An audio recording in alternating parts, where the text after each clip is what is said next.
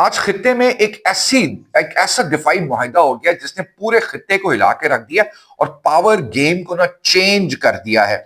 और जो भारत रूस से बड़ी उम्मीदें दिफाई मुआहिदे की लगा के बैठा था, वो एक थप्पड़ मार के ना इनको वापस चला गया, जलील और रुस्वा कर गया मोदी को। और वो कुछ भी नहीं मिला भारत को, लेकिन सिवाय जलालत के भरपूर किस्म की उनकी जलालत से पजीराई हुई है।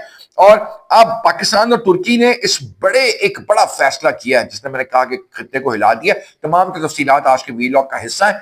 और वीलॉग शुरू करने से पहले आपसे रिक्वेस्ट है कि चैनल को सब्सक्राइब कीजिएगा, बेल आइकन दबाना मत भूलिएगा। वीडियो अच्छी लगे तो लाइक और शेयर भी जरूर करना है। और मैं हूं फरहान नवाज, तारीख आज 7 दिसंबर 2025। आज का डेवलपमेंट जनूबी एशिया की सिक्योरिटी सूरत हाल में एक बहुत बड़ा मोड़ साबित हो रहा है। पाकिस्तान और तुर्की ने जो नया स्ट्रेटेजिक कदम उठाया है, इसने पूरे खित्ते में बहस छेड़ दी है।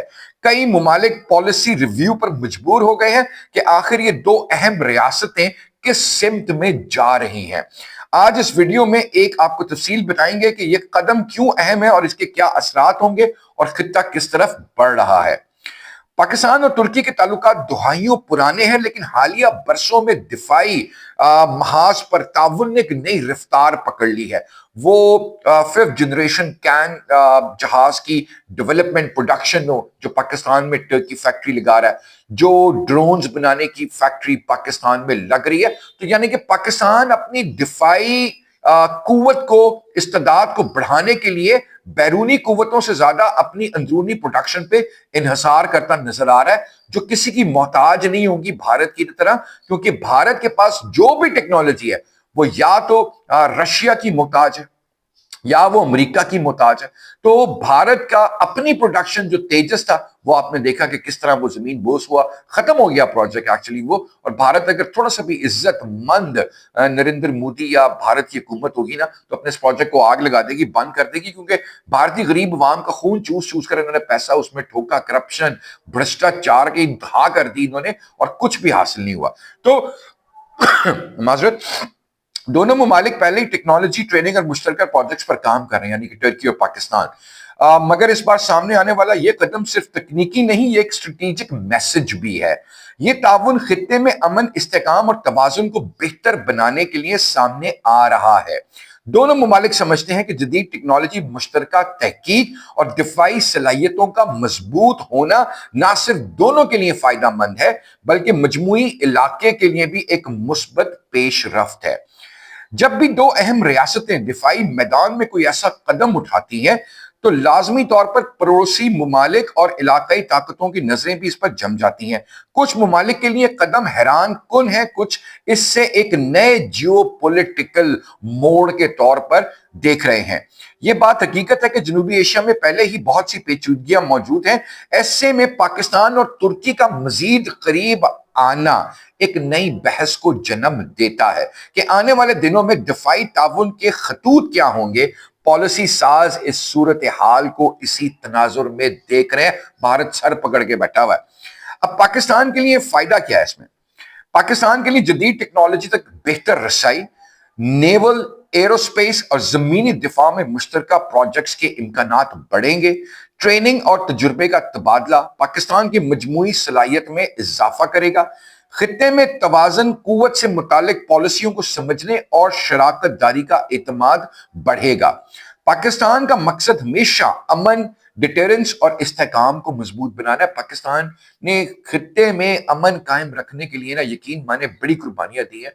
और वो बेशरम भारत ही है और अफगानी है जो इस बात को मानते नहीं है।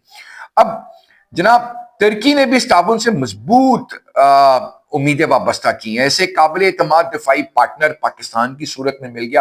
और अल्हम्दुलिल्लाह, इस जंग मई के बाद पाकिस्तान की दिफाई सलाहियतों के ऊपर पूरी दुनिया इस वक्त अश्क कर रही है। और बल्कि सऊदी अरब का एक मुआहिदा हमारे साथ है, कतर का भी एक मुआहिदा हमारे साथ है, और अब तुर्की हमारे साथ आगे आ रहा है। चाइना का हमारे साथ एक मुआहिदा है, और अमेरिका बड़े प्लीज होकर पाकिस्तान को इन तमाम चीजों में देख रहा है। तो जनूबी एशिया में इसका स्ट्रेटेजिक असर बढ़ता है तुर्की का।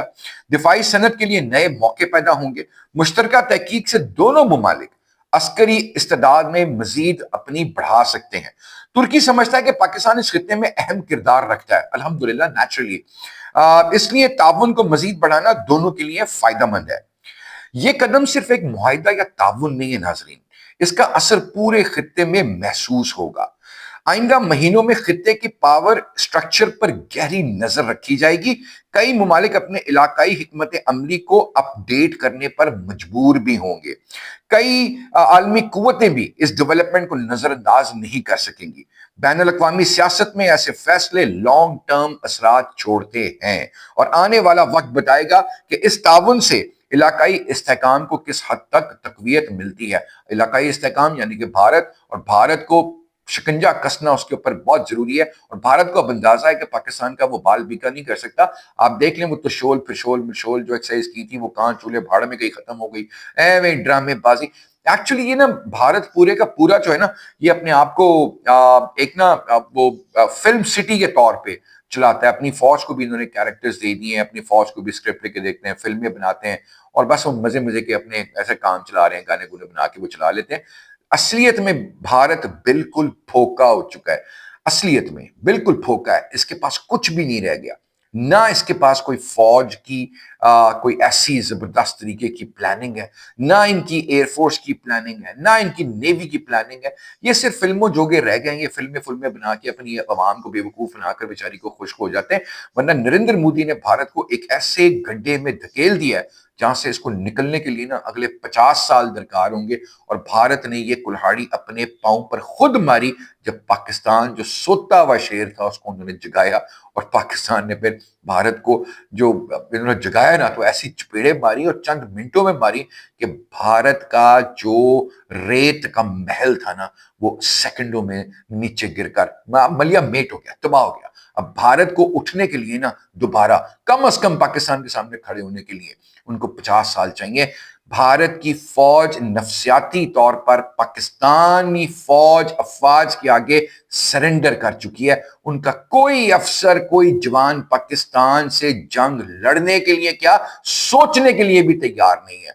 और पाकिस्तान के लिए जो अल्लाह ताला ने एक खुशखबरी हमें एक सिपह सलार आसिम मुनीर साहब की सूरत में दी। सारे सिपह सलार पाकिस्तान के साथ लॉयल है, सारी फौज पाकिस्तान के साथ लॉयल है, एक एक जवान, एक एक अफसर पाकिस्तान के साथ लॉयल है। लेकिन एक अल्लाह ताला किसी को खसूसी सलाहियत देते हैं। तो जनरल आसिम मुनीर साहब की क़यादत में पाकिस्तान ने जो कामयाबियां समेट ली हैं ना, और जो आइंदा आने वाले दिनों में भी हमें नजर आ रही हैं सिमटती हुई, यकीन माने उसका कोई जोड़ नहीं होगा। तो अब तक के वीलॉग के लिए इतना ही। अगले वीलॉग तक के लिए इजाजत। पाकिस्तान जिंदाबाद, पाकिस्तान पाइंदाबाद, पाक फौज जिंदाबाद, पाक फौज पाइंदाबाद।